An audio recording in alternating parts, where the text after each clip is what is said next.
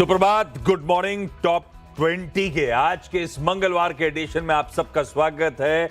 Nifty के weekly contracts की expiry का दिन है और ग्लोबल समीकरण ठीक ही दिख रहे हैं, क्योंकि निचोड़ कहता है कि हम तो भाई साहब 80-90 पॉइंट, वैसे सुबह 100 के थोड़ा ऊपर था, अब धीरे धीरे थोड़ा कूल ऑफ हो रहा है, लेकिन ठीक है, 80 पॉइंट ऊपर 1/3% बढ़त के साथ शुरुआत होगी। जबकि एशिया में कई सारे मार्केट्स पेन में है, जैसे कि कॉस्पी अच्छा खासा दबाव पर, वो उनका सरदर्द है। उनके यहाँ जैसे अपने क्वार्टर 1 के अपडेट्स बढ़िया आ रहे हैं, वहां भी क्वार्टर 1 के अपडेट या फिर उनके क्वार्टर के अपडेट्स आ रहे हैं। उसमें सैमसंग, जिसने पूरी रैली को स्पॉन्सर करा था, कह लीजिए साउथ कोरिया की, उसके अपडेट थोड़े से गड़बड़ाए, तो उसमें दबाव है। और उससे रिलेटेड स्टॉक्स में दबाव है, तो कॉस्पी पेन में, सिलेक्टिवली कुछ और मार्केट दबाव में नजर आएंगे आपको एशिया में। पर वो सरदर्द वाली पॉकेट अपने लिए जो थी वो कूल ऑफ हो रही है वहां पे, ऐसा समझिए। और यूएस में कल इंट्राडे में बढ़िया रिकवरी फिर से प्ले आउट हुई, फिर उछाल के साथ यूएस के मार्केट्स बंद होते हुए नजर आए। ठीक है, ग्लोब के समीकरण हमारे लिए एक और अच्छी खबर है। सऊदी अरेबिया कह रहा है कि कच्चे तेल जो हम बेचते हैं उसको 11% डिस्काउंट पे बेचेंगे। हालांकि क्रूड कूल ऑफ नहीं हुआ है इस समय, बाकी फैक्टर्स एट प्ले होंगे, लेकिन खबर वो भी अच्छी है। तो ठीक है, खबरों का सिलसिला बढ़िया है। गिफ्ट निफ्टी बढ़िया खुलने की तैयारी कर रहा है, देखते हैं सेशन कैसा प्रोग्रेस करेगा।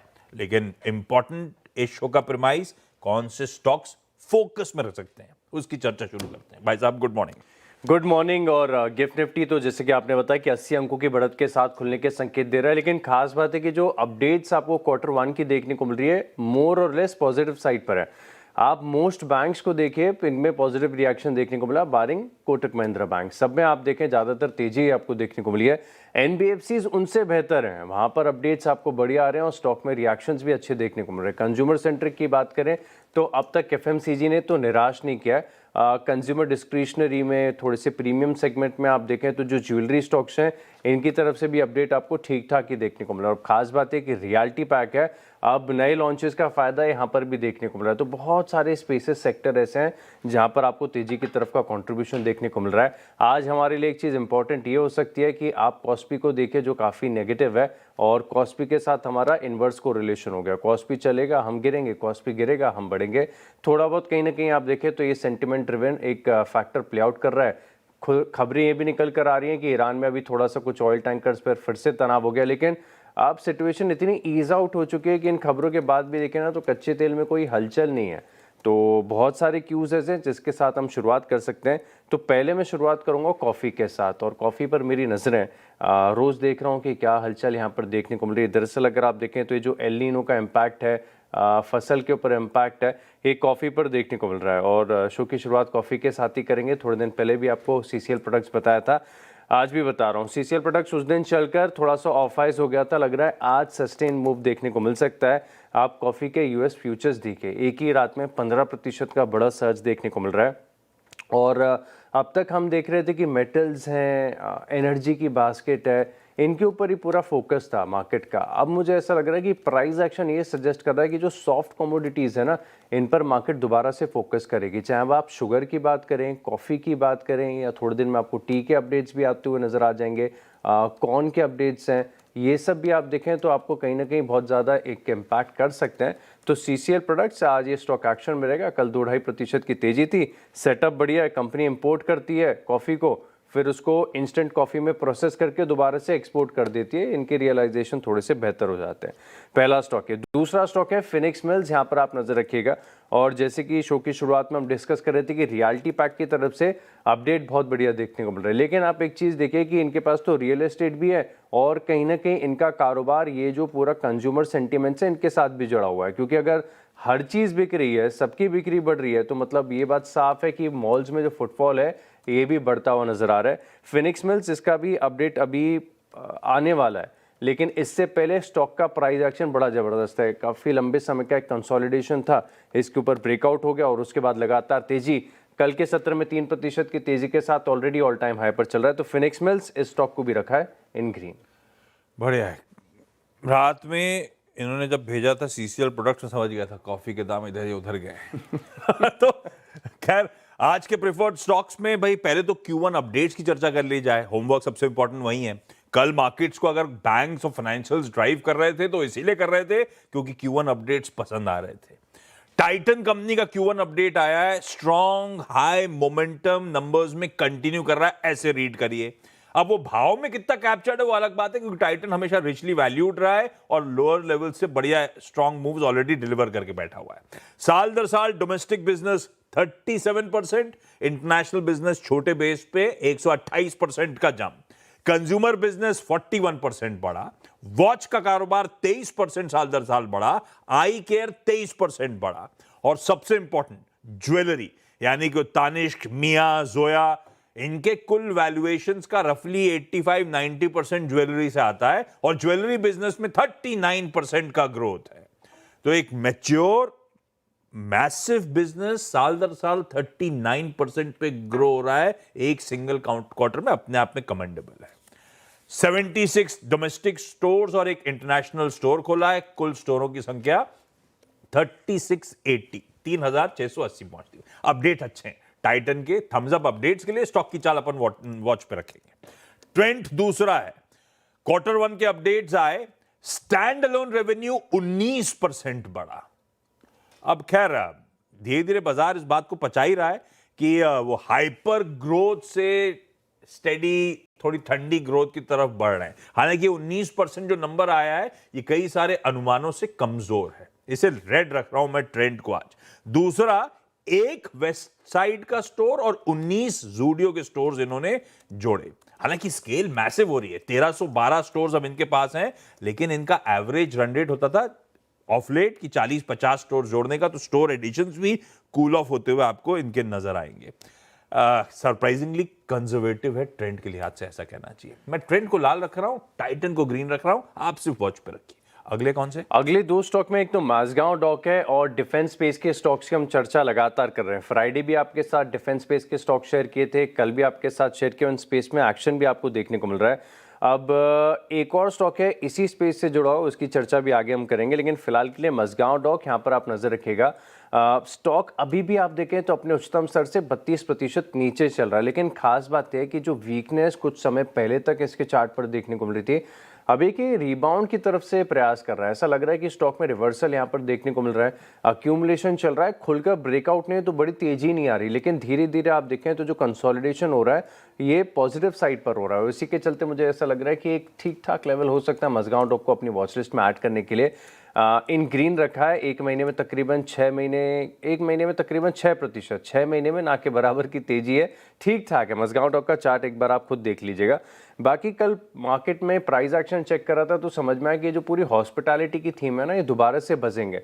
कल ऐसा लग रहा था कि छोटे छोटे जो हॉस्पिटल नहीं माफ कीजिएगा, जो स्टे वाले हॉस्पिटैलिटी वाले स्टॉक्स हैं, होटल्स वाले, इनमें एक एक्शन देखने को मिल रहा है।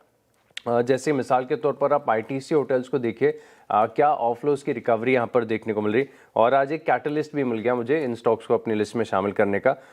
गोल्डमैन सैक्स की तरफ से इंडियन होटल्स के ऊपर रिपोर्ट आई है, अक्यूमुलेट की रेटिंग दी है, और इसका जो टारगेट प्राइस पहले 790 था, मैं बात कर रहा हूँ इंडियन होटल्स की, तो 790 से अब बढ़ाकर इन्होंने 830 रुपये का टारगेट दे दिया है। और ये बता रहे हैं कि एक तो डोमेस्टिक डिमांड हमेशा से रिजिलियंट थी, इसमें तो कोई चिंता की बात थी नहीं।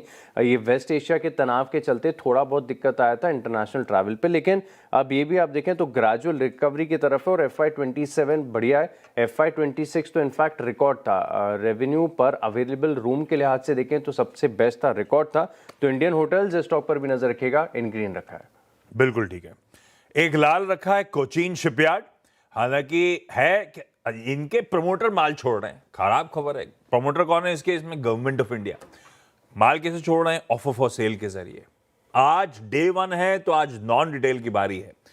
कुल मिलाकर कह रहे हैं हम 2.52 है, वैसे 2.5% स्टेक बेचेंगे। डिमांड अच्छी आई तो हमारे पास ग्रीन शो होगा 2.5% का, मतलब तकरीबन 5% हिस्सा कोचीन शिपयार्ड में सरकार बेचने की तैयारी कर रही है। 1400 रुपए का फ्लोर प्राइस है कल की, यानी कि लास्ट ट्रेडेड प्राइस से 7.2% का डिस्काउंट। ऑफ लेट ये ओएफएसएस को रिस्पॉन्स स्ट्रांग मिला है, आई एम श्योर वो डोमेस्टिक सरकारी इंस्टीट्यूशन इन्वेस्टर्स से मिला है। आज भी हो सकता है दिन के दौरान ये भरेगा तो है ही, अब उसमें देखना पड़ेगा किस भाव पे भर रहा है और किस तरह की डिमांड आ रही है। डिमांड बहुत स्ट्रांग होगी तो समझ में आ जाएगा कि ना सिर्फ सरकारी, बाकियों ने भी हाथ बटाया है, पर वो कल सुबह डिस्कस करने के बाद आज के लिए लाल लेके जा रहा हूं कोचीन शिपयार्ड को। ब्लू जेट हेल्थ केयर, इन्होंने QIP लॉन्च करा, मैं ग्रीन रख रहा हूं।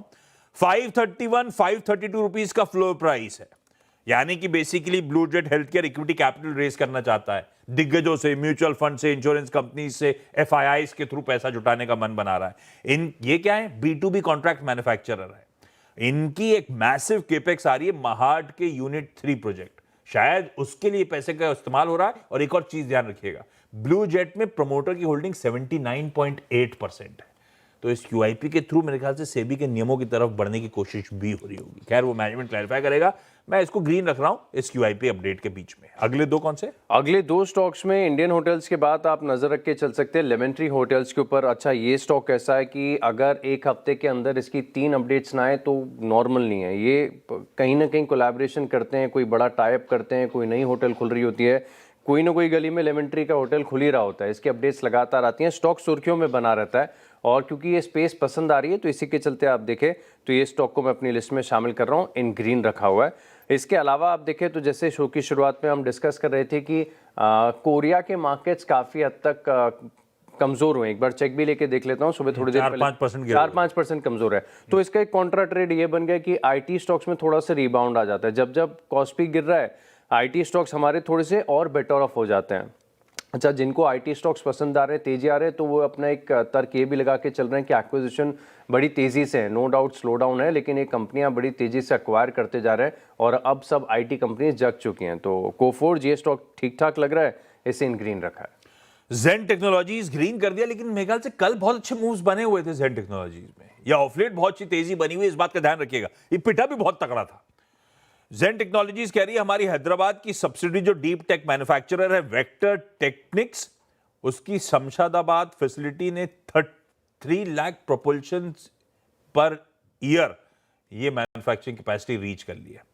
ये इंडिया की largest fully integrated drone propulsion मतलब इंजन कह लीजिए, है ना, जो प्रोपेल कर रहा है किसी चीज को।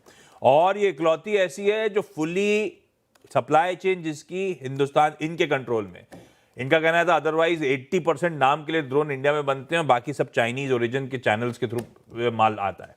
ये पहली इंटीग्रेटेड फैसिलिटी है जो इंडिया, पूरी वैल्यू चेन इंडिया की है।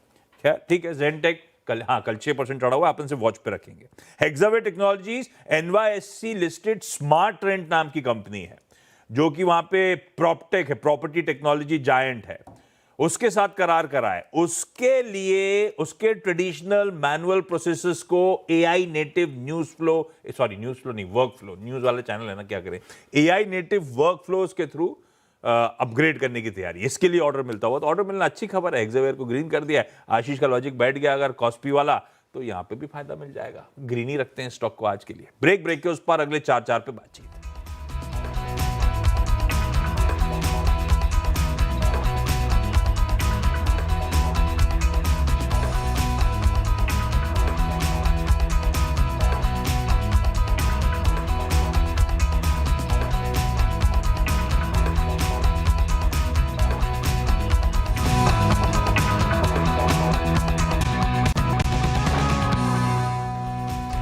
चलिए, ब्रेक के बाद आपका स्वागत है और अगले 4 स्टॉक्स की बात कर ली जाए। और कोफोर्ज के बाद स्टॉक जो टेक्निकल तौर पर समझ में आ रहा है वो है डिलीवरी, और स्टॉक की क्या ज़बरदस्त री रेटिंग देखने को मिली है।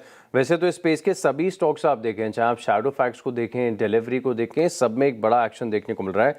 अब खास बात है कि स्टॉक में एक बहुत ही मैसिव बड़ा कंसोलिडेशन था, जो कि ऑलमोस्ट एक अक्यूमुलेशन बता रहा था कि हर बार जब जब नेगेटिव खबरें आ रही थी, स्टॉक को जो है स्ट्रॉन्ग हैंड्स अक्यूमुलेट कर रहे थे। अब ऐसे में तकरीबन 4 साल के उच्चतम स्तर पर चल रहा है। कल 2.5% की तेजी थी। डेली, वीकली, किसी भी टाइम फ्रेम पर आप देखें, आपको चार्ट पसंद आएगा। तो डिलीवरी इस स्टॉक को ग्रीन रखा है। बाकी एक जुबलेंट फूडवर्क्स है, ये थोड़ा सा ट्रिकी हो सकता है, इसके अपडेट्स यहाँ पर देखने को मिले। अब मोस्टली अगर आप इनका डोमेस्टिक यानी इंडिया कारोबार देखें तो ये एज पर एस्टिमेट्स इनलाइन देखने को मिल रहा है, लेकिन इनका जो इंटरनेशनल कारोबार है ये थोड़ा सा कमजोर है। अच्छा, जुबलेंट फूडवर्क्स को मैं रेड इसके लिए भी लेके चल रहा हूँ क्योंकि किसकी भी कमेंट्री खुलकर पॉजिटिव नजर नहीं आ रही। तो स्टॉक अंडर परफॉर्मिंग है, चलता है, फिर उसके बाद गिर ज़्यादा जाता है। और ऐसे में इंटरनेशनल इनका जो ऑपरेशंस है थोड़े से कमज़ोर हो रहे हैं। इन्फ्लेशनरी प्रेशर ऐसा है कि ब्रोकरेजेस मान रहे हैं कि आगे मार्जिन्स घट सकते हैं, और जो इंटरनल टारगेट्स कंपनी ने गाइडेंस के लिहाज से सेट किए थे वो भी मीट नहीं हो पाए। तो इसी के चलते ऐसा लग रहा है, हालांकि बहुत पिटा हुआ स्टॉक है, चला नहीं है, और फिर भी नज़र रहेगी जुबलेंट फूडवर्क्स, इसको इन रेड रखा है। टोरेंट फार्मास्यूटिकल्स, इनको कह लीजिए फाइनल नॉड मिलता हुआ, फाइनल मंजूरी मिलती हुई एनसीएलटी अहमदाबाद ने जेबी केमिकल्स के विलय को मंजूरी दे दी है। एनसीएलटी की ब्रांच ने कहा है भाई, बेंच ने कल 6 जुलाई को मंजूरी दी है और एक फाइनल रेगुलेटरी माइलस्टोन इन्होंने अचीव कर लिया है। ये एक प्रोसेस की शुरुआत तो खैर पिछले साल के मिड से हुई थी, पर हाँ अब ये एक मैसिव ट्रांसफॉर्मेशन होने वाला है, पावर हाउस में तब्दील होगा जब जेबी केमिकल्स को एक्वायर करेगा। तो मैं एक्वायरर को ग्रीन रख रहा हूं, टोरेंट फार्मा इन ग्रीन है, आप सिर्फ रेड आप रखिए। वरुण बेवरेजेस, इसको ग्रीन करा मैंने। वीबीएल इंडस्ट्रीज, इसकी होली ओन सब्सिडरी एक बिजनेस ट्रांसफर एग्रीमेंट करा है। बेसिकली देवयानी फूड्स इंडस्ट्रीज का केनिया बिजनेस जो है ये एक्वायर कर रहे होंगे $32 मिलियन में, यानी कि तकरीबन 305 करोड़ रुपए के आसपास। इसके चलते 52 एकड़ की फैसिलिटी केनिया में मिलेगी, जो already beverages, juices, package drinking water वगैरह बनाने का काम करती है। और वीबीएल केनिया जो है कार्बोनेटेड सॉफ्ट ड्रिंक्स की रेंज वहां पे लॉन्च कर रहा होगा। है वैसे प्रमोटर टू प्रमोटर ट्रांजैक्शन, हालांकि ये कह रहे हैं आर्म्स लेंथ पे हुआ है तो मान लेते हैं, और एक लॉन्ग टर्म पॉजिटिव मान रहा हूं मैं इसीलिए क्योंकि एक बहुत स्ट्रांग फुटहोल्ड मिलेगा, बेस मिलेगा ईस्ट अफ्रीकन बेवरेजेस इकोसिस्टम में, इसीलिए है तो खबर अच्छी। अब देखते हैं स्टॉक कैसे बिहेव करेगा। अगले दो या लास्ट दो कौन से? आखिरी के 2 स्टॉक में एक मैनकाइंड फार्मा है, यहाँ पर आप नजर रखिएगा। ब्रोकरेज हाउस की तरफ से काफी अच्छी रिपोर्ट्स यहाँ पर आ रही हैं। इनक्रेड की तरफ से रिपोर्ट आई है जहाँ पर एड की रेटिंग दी है और 2821 रुपये यानी इस भाव से ऊपर के टारगेट से दे रहे हैं, और ये बता रहे हैं कि ग्रोथ यहाँ से बढ़िया है। कंपनी ने आप देखें तो एक पिवट लिया है और जो क्रॉनिक थेरेपी वाले प्रोडक्ट्स होते हैं इनके ऊपर फोकस ज़्यादा किया। अब जितनी कुल बिक्री होती है इसमें क्रॉनिक यानी जो लंबे समय तक आपको दवाइयाँ लेनी पड़ेंगी, ये कंट्रोल होती हैं, क्योर नहीं होती हैं, तो इनसे तो पीछा छूटता ही नहीं है। ऐसी वाली जो दवाएं होती हैं इनका योगदान 40% के आसपास निकल कर आ रहा है। ग्रोथ काफ़ी अच्छी है और मोमेंटम बढ़िया है, तो इसी के चलते मैनकाइंड फार्मा इस स्टॉक को इन ग्रीन रखा हुआ है।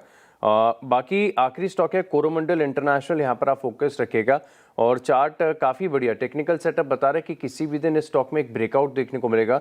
ब्रेकआउट आता है तो स्टॉक में बड़े लेवल्स आपको देखने को मिल सकते हैं, लेकिन फिलहाल के लिए सेटअप अच्छा है।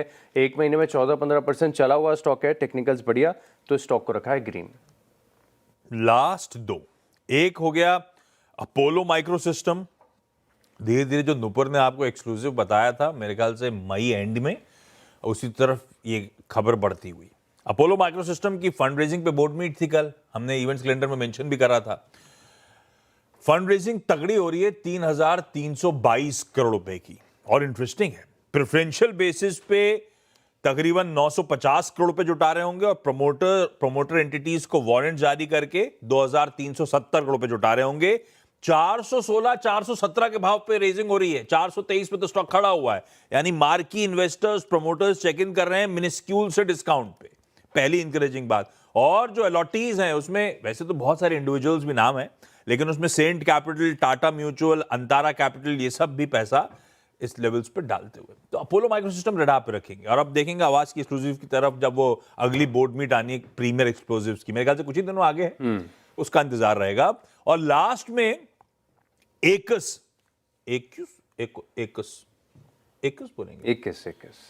बोलेंगे, इसको केवाईसी करा था जब इस कंपनी का आईपीओ आया था, तब से स्टॉक गजब की तेजी में, और अब एक ब्रोकरेज रिपोर्ट हाईलाइट करती है मैसिव टारगेट्स, 444 रुपीस पर शेयर, 232 पे खड़ा हुआ एकस इस समय भाई साहब। नोवामा की ये रिपोर्ट है, कह रहे हैं प्रिसीजन पावर्ड लॉन्च पैड है। उस समय जब आईपीओ आया था तब इसका एफएमसीजी बिजनेस शुरू हुआ, एफएमसीजी नहीं, कंज्यूमर ड्यूरेबल्स की मैन्युफैक्चरिंग वाला बिजनेस, वो 20% कैपेसिटी यूटिलाइजेशन में था, मुझे याद पड़ता है। अब ये कह रहे हैं वो इबीटा ब्रेक इवन की तरफ बिजनेस बढ़ रहा है और इसीलिए रीरेट होने की स्टॉक की तैयारी हो रही है। खैर रखिए इन ग्रीन, वॉच पे रखेंगे सारे के सारे स्टॉक्स जो अभी मेंशन हुए हैं, इन्हीं स्टॉक्स को रिकैप कर देंगे ब्रेक के उस पार जब लौट के आएंगे।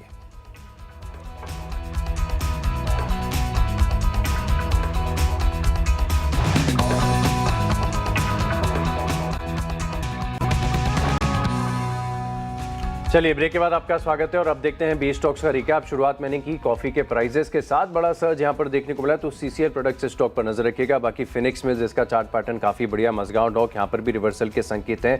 इंडियन होटल्स पर ब्रोकरेज हाउस की तरफ से बढ़िया रिपोर्ट आई है और पूरा हॉस्पिटैलिटी स्पेस आपके रडार पर रहेगा। साथ में कोफोर्ज है, डिलीवरी है, इन स्टॉक्स को भी लिस्ट में शामिल करें।